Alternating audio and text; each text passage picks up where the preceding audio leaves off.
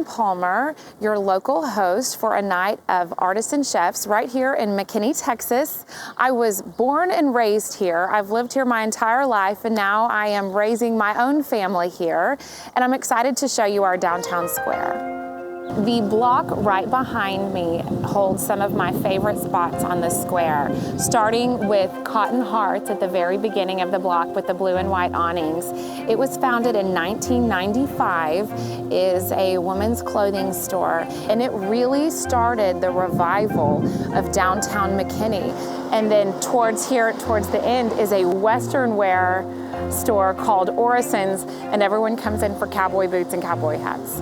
Behind me is the Mom and Popcorn store, and that is really a favored place by all the kids in McKinney because they have gourmet popcorn, tons of different flavors, and then every kind of candy that you can imagine. And then across the street, we have the Pantry Restaurant, which was established in 1982, the year of my birth. They are really known for incredible chicken salad and the best pies on the planet. Here we are in front of Gather, the official venue of Artists and Chefs McKinney. This event venue is in a century-old structure where the interior of one building was fused to the exterior of another. A group of local artists will transform this space into an art cocoon. Annie Royer, founder of the Cove Arts Cooperative in McKinney, was asked to assemble the team of artists. This project began when I met Scott Browning, and he said he wanted to create a cocoon of art that would surround diners at what sounded to be a marvelous evening. And I thought, before I say yes, I'd better make sure that Melissa Petrello's on board. This cocoon had to be three-dimensional, and I'm a two-dimensional person. But she does the most marvelous large-scale theater puppets, and she's accustomed to thinking three-dimensionally in a space. So I thought, if she'll come on board, then I've got my creative genius to work on the aerials. And she said yes. So creating for a stage or creating for any space isn't a far jump, and not to mention it didn't connect itself to a specific show or theme. We had a lot more creative liberty for that, so it definitely had appeal to me just personally as far as even a personal project challenge that I wanted to take on. It just sounded like something I could really grow. And then the next step was to invite artists who would be flexible, who could produce, and who would show up at crunch time. Sometimes an artist lets something else come up or they run out of steam. These people had to be able to deliver. And so I called Kim Guthrie. This is Metamorphosis. So she is a paper mache sculpture, butterfly angel woman. So she was done after moving to Kansas, which was next to Joplin, Missouri, after the tornadoes. And so many people had a vision during and after the tornado of butterfly angel people pulling people out of the rubble and rescuing them. And so I created her. She has the mannequin legs, but then the rest is hand-built and hand-colored from paper and wire. I love the wings, but my favorite part is the back of her neck. It's very insect-like.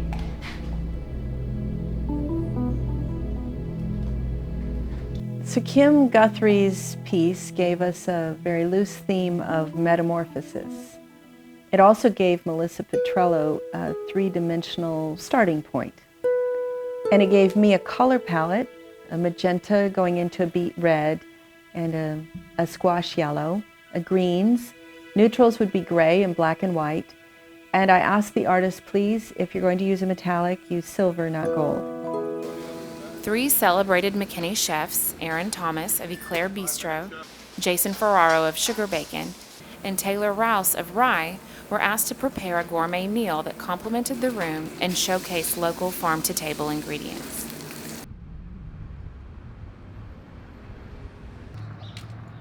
I'm from North Carolina, Raleigh, it's the capital, and I was born and raised there. Grew up, both my parents, I'm the oldest of 4. We grew up doing a lot of stuff together, and part of that was family dinners. You know, my mom was a stay-at-home mom. She cooked for us every single night. Dinner was always ready. It was always there, and it was always a family experience. So it holds a lot of good, positive memories for me. And that's also something that kind of got me into cooking, is I like that camaraderie of people coming together at the dinner table. McKinney has much more of a small town feel to it. The focus on working with local farmers, the amount of the farms that are just a couple miles down the road, and then in downtown McKinney here on the square, the weekly farmers market, you know, has a lot of really, really great stuff. And that's been a giant positive as far as moving here and working. I was really excited about the menu we put together for the event. First off, I tried to match the color scheme with ingredients and just the way the meal flowed. The first course is going to be the roasted and then chilled Brussels sprout salad. You get the flavor of Brussels sprouts, fresh, just tender enough to eat, but they still have a little bit of a bite to them. We are going to take dried cranberries and crumbled goat cheese. We're going to add those in. The goat cheese adds a creaminess as well as a tartness that really helps, and you can see already just the colors together are nice and vibrant. We're going to fold in a little bit of wild arugula so that you have the leafy green component of a salad. Mix those all together, and then we've got a lemon honey dressing. That's going to be sweet, but the lemon really brightens it all up a lot. And then we're going to garnish with our toasted almonds and that house-made hibiscus salt. Those things add a little bit of a floral note as well as a little bit of sweet tart. So everything works together really well. They were, I believe, pretty well received. Another artist for whom I have the highest regard is Teresa Krieger, and she morphed her work for this event. She had gotten into poured paint, and that's a process that goes very quickly, and you're out of control of the paint to a large extent. In the process of creating this artwork, this mixed media artwork, I start with a plain canvas. I do a very simple sketch. That's all according to the viscosity of the paint. I want it to penetrate all the way down, so I'm taking it at a height. Annie Royer, she and I, we've known each other several years, and she came to my solo exhibition and said, Teresa, can you do this technique in a large scale? And so honestly, I had not done it before, but I said, I will try. I begin in the colorful part, the petal of the flower. So the magenta and the crimson, I'm going to pour in here. And then I will take the reflex orange and yellow mixture and mix with the magenta. So I always start there first because the other parts are going to go over it. So I'm pouring, kind of like thinking always of the lines of the flower. You see how they're mixing, they're flowing together. Do you see this is a composition that composes itself, and you look at it and you go, what's next? Let's start pulling this up a bit. Just trying to smooth it across the canvas at this point. Well, there's another very good method to blend these two together, and that's actually to tilt the canvas. See how things are flowing into each other? This is alcohol ink.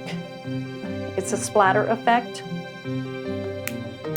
If I use a butane over it, I can create more of the cell structure. And it's also making the silicone oil react.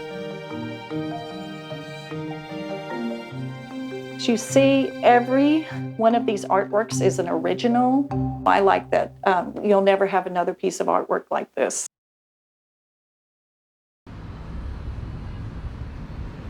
Myself, I'm half Italian, half German. So I've kind of got that best of both worlds when it came to food experiences. Basically, I grew up outside Chicago in a city called Rockford, Illinois.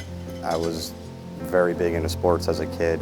That same kind of rush and same kind of feel you get being on a team, that drive to want to keep getting better is what attracted me to get into the culinary arts field. Seasonality has always been something that has been kind of ingrained to me being a Midwestern kid.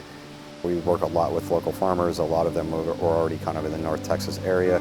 McKinney's food scene is diverse in a way where we've got awesome handcrafted, higher elevated cuisine that speaks of what's happening in Texas kind of right now. Each of us as chefs all had 3 courses to prepare to bring the dinner together. I started with pickled spaghetti squash and burrata, spiced pecans, a little sage puree, and we did a sorghum glaze that we then finished off with pop sorghum.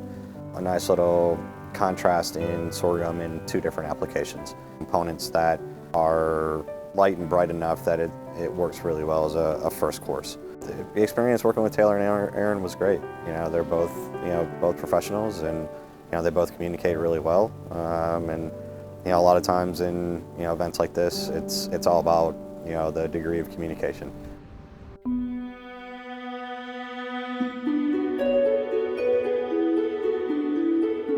James Mason is a consummate photographer and shoots exactly what he sees. The piece he used for this event was abstract, but again, it was just the way he saw it. I aim at being the best that I can be as far as being a good photographer. And it takes time, it takes effort, good equipment, and just patience. It's the contrast about what I see. I could stay in this park all day and I can give you different views of it, and you would think that I was different places around the city. I know a lot of people, they love the exactness of Photoshop and Lightroom, but that's not what I'm looking for. I just shoot natural shots. I don't try to change what I didn't make.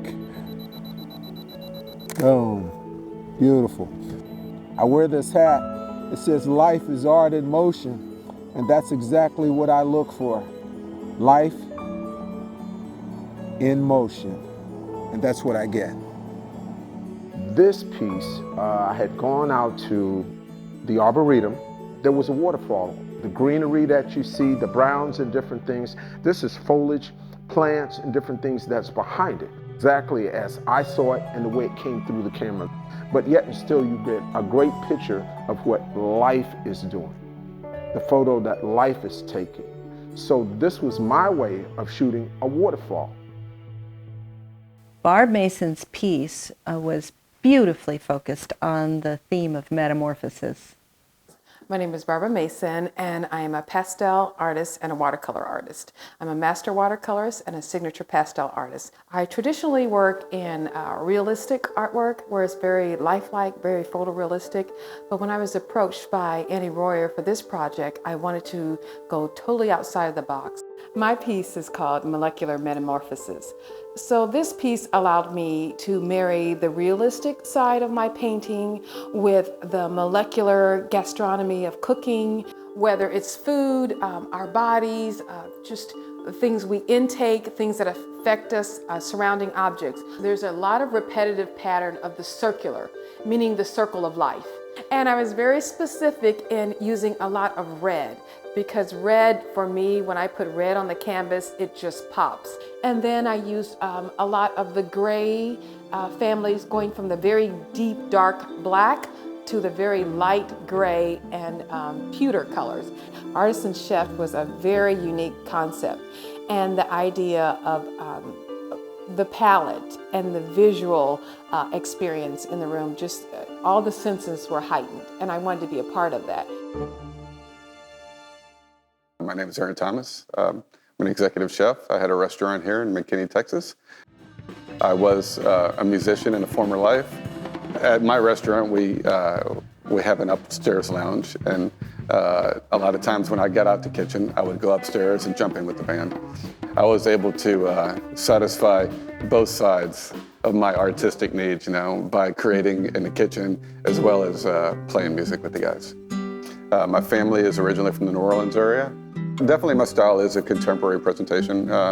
It does focus on the French side of things as far as the basics, but I bring in the New Orleans influences, which I like to call a new New Orleans take on things, or other influences that are brought into it that makes it a fusion of sorts to bring a New Orleans French fusion style.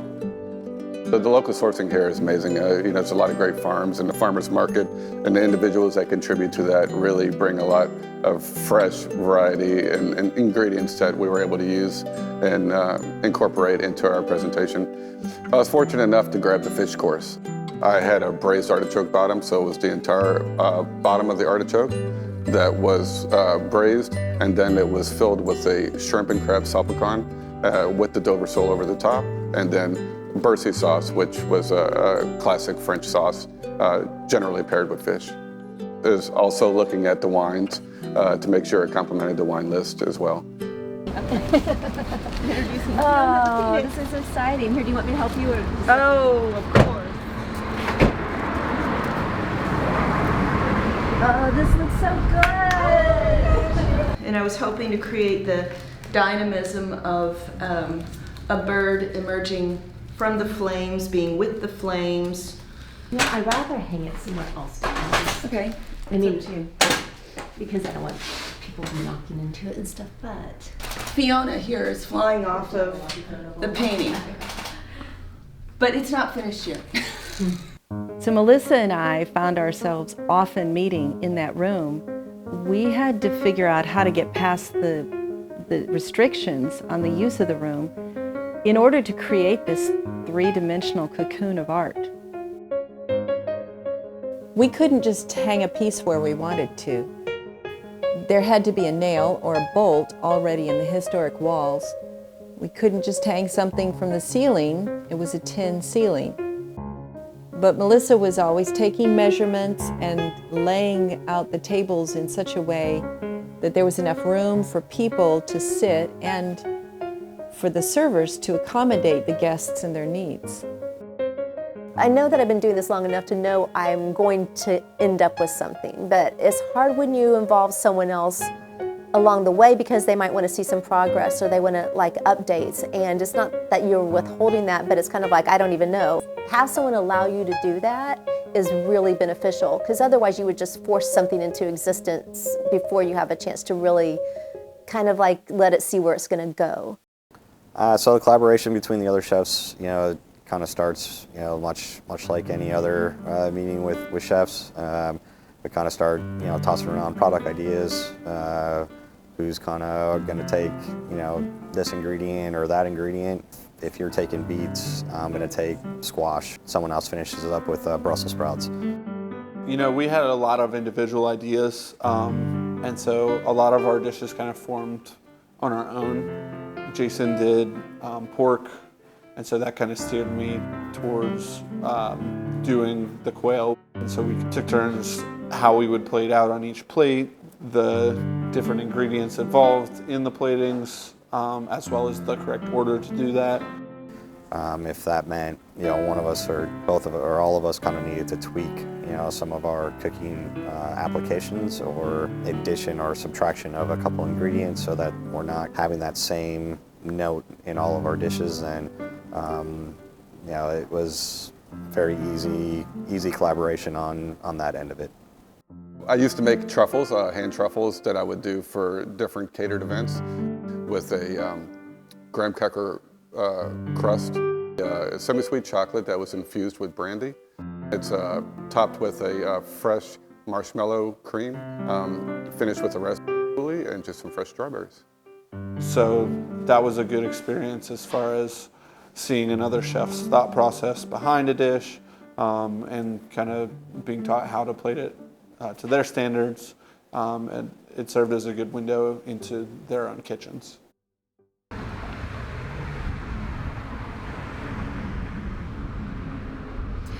Andy Doyle, our local wine connoisseur and owner of the McKinney Wine Merchant down here on the square, is welcoming us into his shop today to show us the wines that we'll be tasting at the event.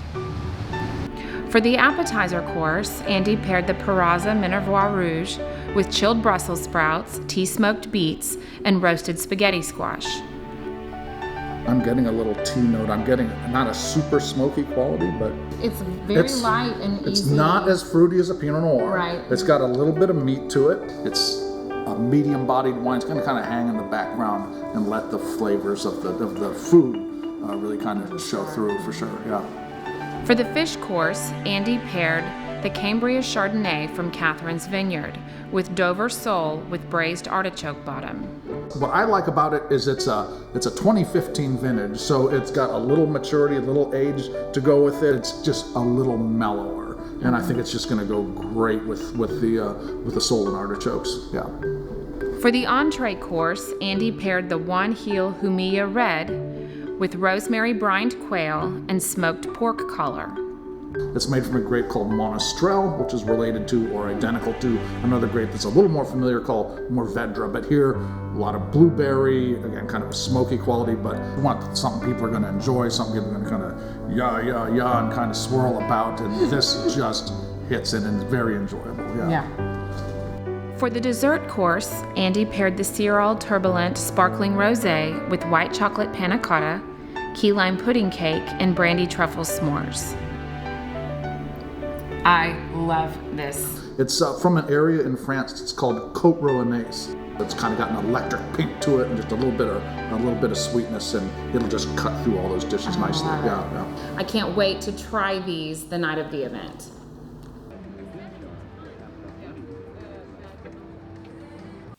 I was completely impressed with the way Leo Malbeuf morphed his art to go with this event. He's a surrealist, and so he creates his images by putting together other images and creating a final product that is somehow of this earth, but not of this earth. I just shown some paintings of figures underwater. I should say that these are digital images. Annie Royer asked me if I could do one of these in warm colors for this event that was coming up. So I went in and I started to work on just one part of it. It had a completely different feeling to it. The other image was sort of cool, a little relaxing, not really a sense of dread at all. The new image had a lot of sense of dread and almost a feeling there was like fire involved. I was very, very pleased with how it came out. So when I do an art installation, I am so happy if I have 5 or fewer snafus.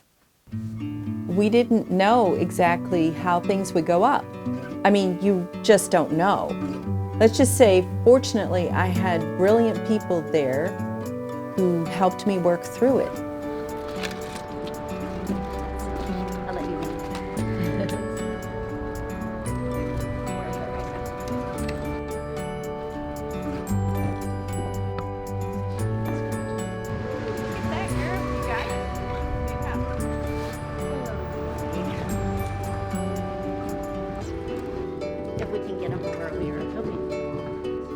So the goal was to have the 2-dimensional pieces up as quickly as possible, and then to let Melissa work at her leisure. Of course, I wanted all the art pieces to come in at once, but I'm glad it was much more staggered. And the planning was very good. Melissa and I had laid it out very carefully, and we really didn't deviate from the plan. Richard McWhorter was great. He helped each artist get their pieces up on the wall. Ultimately, he was responsible for making sure they could hang from the wall. But each artist also knew they had to stay there and help. The base is like any base with the structure. It's the foundation, the support. And so securing it if there's any bumping or moving against the piece, and then securing it to the wall is going to prevent any tipping or moving forward and just stabilizing the whole structure. I was so glad that Leo and Pam were there to unfurl his great piece. It was very delicate because it's on paper. And then in the anteroom, the artists could put up whatever they wanted. That was important because for an artist to be involved, they needed to be able to show more than just one piece. And the restrictions had to be off. I couldn't ask an artist to do 5 or 10 works all in this color scheme, all in this scale. They had to be able to show whatever they wanted to. And fortunately, the space accommodated this so that they could sell. I didn't have access to the, space until that day, right? And so you don't know how it's all going to work. And I practiced in my own studio and try to hang things from the ceiling, trying to get a feel for it. But it's bigger and it's wider and it's higher, and that was the canvas actually. And so now here's all these, my shapes and my forms and my colors. But this is my first opportunity to actually arrange it in this space. I think being able to actually hang it and actually starting to see it suspended, and it was the most exciting part for me personally, because then I got to see it where in the space that it was created for. So we realized we did not have any centerpieces. And Scott would have bought anything, but we didn't want anything manufactured. So I thought about it and I thought, we'll use Lorraine's sculptures as centerpieces. I grew up in North Missouri, and it's beautiful, nice and hilly, and lots of trees and flowers and everything. And went to college there, and I majored in art and minored in, we called it industrial art, but what it is really woodworking. They say most men would be happy to have my tools. In all these drawers, I have screwdrivers and nails and anything you can think of. Like I said earlier, I do have macular degeneration now, and it is much harder. Now this is lead, this piece I'm working with now, and you could bend it with your hands, not real easily, but you can bend it. And this other is just a piece of metal that somebody ran over a piece of metal, and I liked the looks of it, so I picked it up. It's something I cannot leave alone. And even when I'm tired or don't feel good, I have ideas going on in my head. And lots of times, the last year or two, I will get up and go in there and work for a few minutes, and then my back will start hurting or something, and I go sit down. So all you need is a little instruction and a little encouragement to get out there, and I don't care if it's painting or sculpture or what it is. It's fun. You grow so much, and you enjoy life so much more. The day of the first dinner, I brought Lorraine's sculptures in and began to set them out as centerpieces on the tables. And I looked around and I thought, oh my goodness, this is going to work. It was unexpected, it was sparkling, it was delightful. The lights went down outside. I went and looked in the windows and I thought, it's magical.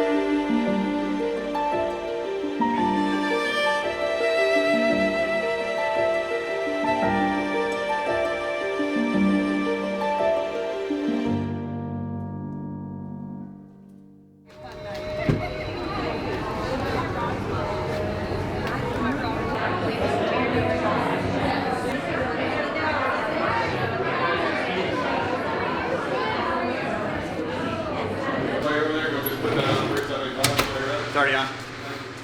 Challenges, you know, sometimes in doing events like this is the unknown of not ever working the space before. And once you kind of get, you know, in the space, everything just, you know, kind of starts to click just like it would be a normal, you know, day of service. I want to hold the quail. Do you guys both need both ovens, or can we do one to hold and one to cook?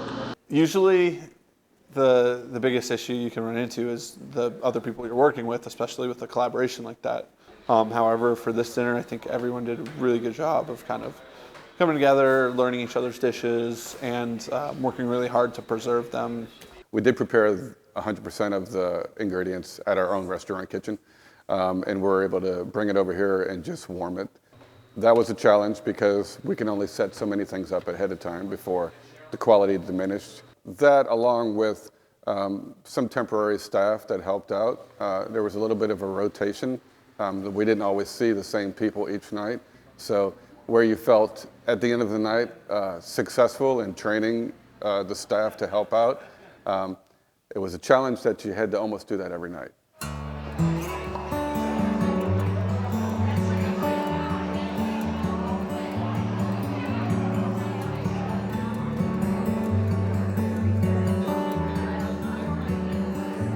There are people that may never walk into an art gallery here in town, but they walked into this event and they enjoyed themselves very much, and they realized that the art was part of that enjoyment. They were encountering the art and they were talking about it, and complete strangers were having great conversations. I made friends. So all these marvelous connections were made and people were buying art. I always say that a piece of art has a home, and it's not necessarily in my studio or any artist's studio. So anytime I can connect an artist with an audience that has not seen that artist before, it's a great privilege.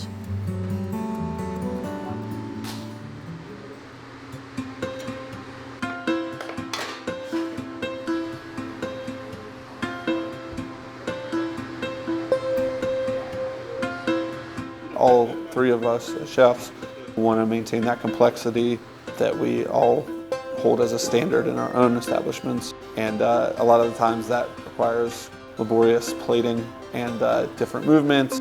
A move is the greens on the plate, a tomato on the plate, a slivered onion on the plate. Those would be 3 moves. But we were serving 100 guests at a time, and when you get 7 moves times 100, that's 700 moves. Had we continued in that fashion, the quality of the plates would diminish. So it was a part on our end of minimalizing that in our own kitchens, but then also just the team we were working with, kind of instructing them properly on the most efficient way to do things. We worked through any issues that came up.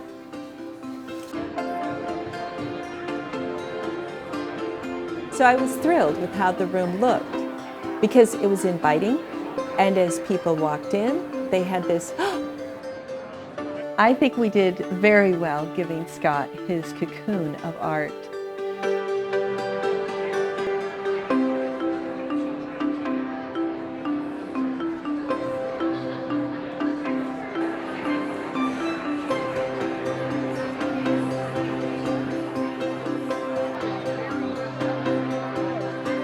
The chefs involved were very artistic in their presentation. The appetizers were beautifully keyed to the color scheme: beet red, squash yellow, and greens.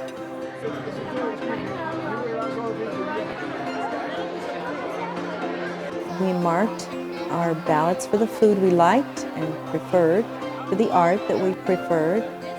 So the ballot gave people an opportunity to think about what they like. The Brussels sprouts were terrific. Definitely the Brussels sprouts. Yeah. Butternut squash. It was awesome. Beets all day. Before I had a restaurant, I did banquet cooking. So I knew, for instance, on my fish course, it was simple. One of the reasons why I did pick that dish, though, is because the way the dish is presented, the way it's put together, it's like a little oven in itself. So it holds all the heat right there inside of it, the way it's compacted and everything.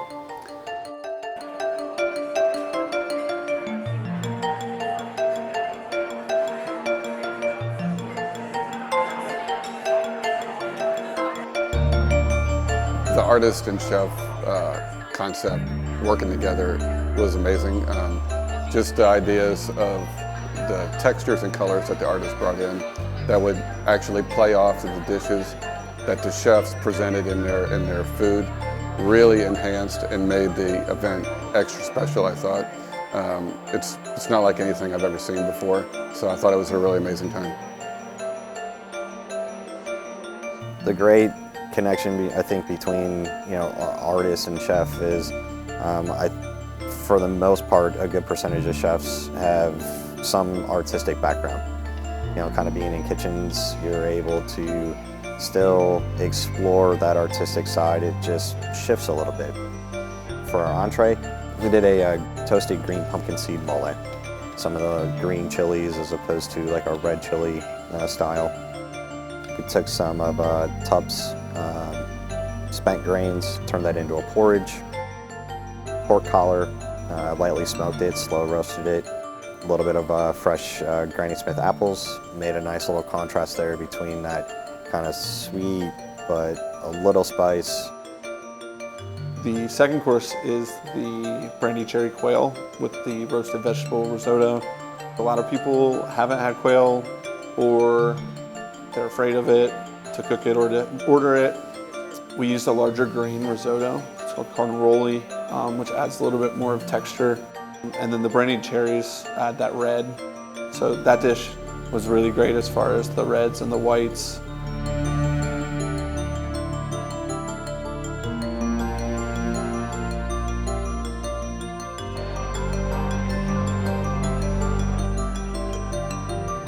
There's always unique and interesting challenges that both of us experience in dealing with how do we get our expression out. If it's on a plate, or if it's on a canvas, or if it's a sculptural sense, there's still that need to be able to express.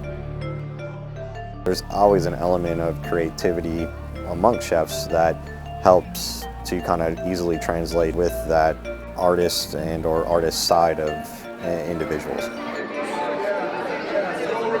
My favorite art piece is definitely the sculpture with the woman coming out of the cocoon with the butterfly in the back. Beautiful, absolutely beautiful. I think the one I'm going to vote for is this one. I like the centerpieces too. I think those are awesome. It's the Metamorphosis piece, that's beautiful. I like Fleeing the Dark. I think Barb's stuff is beautiful. The roses are amazing. I like the Brussels because of the flow of the colors, the way that it's so striking and it draws your eyes. That one right there with the green. Oh, that's my favorite piece. Oh, yeah? Yeah, because that is mine. I know, yes, sure. Dining is experiential. These local artists work, and then you have the rating system where people are actually getting more invested in the dishes that they're eating. All that forms together to really heighten the experience. I think that there's definitely a mutual respect when it comes to chefs having that interaction with artists that are doing it as a profession. I like the idea of exposing the guests at the event to the chefs that they may not have known before, for those people to experience our cooking.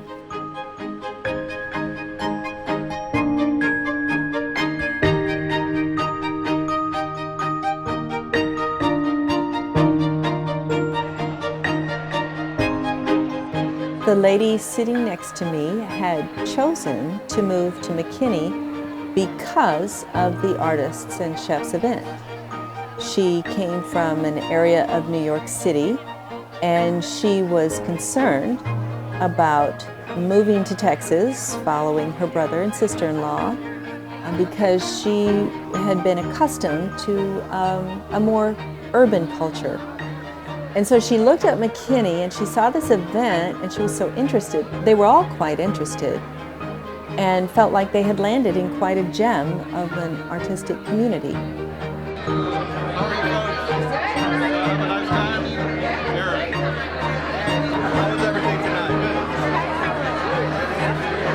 So this was crazy. It was a lot of fun, a lot of planning involved. It was really, really rewarding to go out and talk to the people that enjoyed their meal, and everything paired with the artists as well, so fantastically.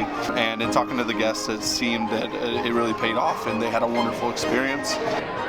We travel around a lot of places, and the food we ate today could rival some of the top restaurants we've been in the past, and I'm talking about top 10 restaurants in the world. It's actually been a great experience. I love getting to know the other chefs and working with them. They're a bunch of really good guys putting out some awesome food. I really appreciate the support of the community. Hopefully it brings some attention to what we're doing down here. What a unique concept to bring together artists and food and wine and bring it all together in one big venue. It was so unique. We very much enjoyed it. I hope we can continue to do things like this in this town. It was awesome.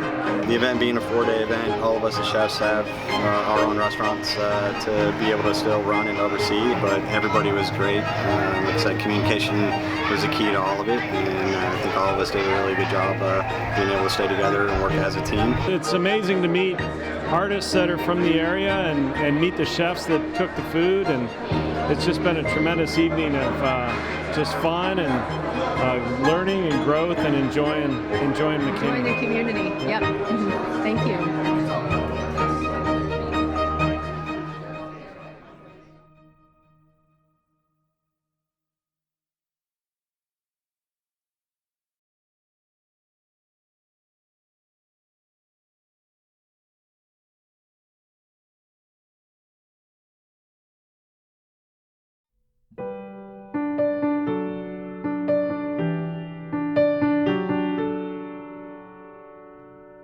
A night of artists and chefs was a great learning experience for me. That's largely why I chose to participate. I'd never done anything like it before, really, and I wanted to see how it would come together. I feel a sense of pride sometimes, is to be able to take on certain things without not ever having a guarantee of the outcome or a certain traditional measure of success. And so I think that that's important to do in life. I think that the artwork showcased there, I think that all of the food and just, like I said, the windows into each chef's restaurant really kind of paints a picture of what McKinney is and is, becoming. It was fun to be able to be a part of it on the backside, but then also seeing it on the front side and talking to a lot of our guests. They appreciated it too. We get to all be a part of something, and we all ultimately crave that. And so, and to make it happen can be hard, but then when it does, it's just something magical. It made me proud to be recognized as an artist, as a chef, not just a chef. Any of the cities or communities that get to do this, I would say put everything you've got into it, because you're going to love it. And whatever you put in, you're going to get out of it and more.